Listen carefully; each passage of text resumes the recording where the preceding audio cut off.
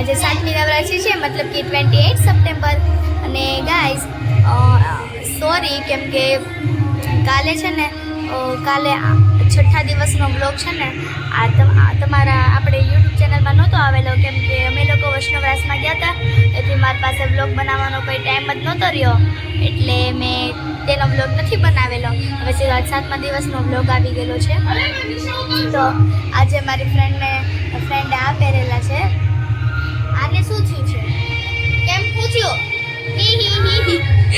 અને મેં આવી રીતના આમ કપડાં પહેરેલા છે. જો તો આરતી પૂરી થઈ ગઈ છે.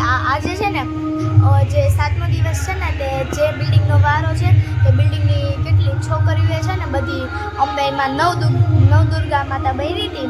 તો આજની આરતી બહુ જ મસ્ત હતી કે ને? બહુ મસ્ત. કેમ કે આવી આરતી છે ને આપણે આવડા નોરતામાં થઈ જ નથી થઈને, એટલી મસ્ત આરતી હતી આજે નવદુર્ગા મેની બધી માતા.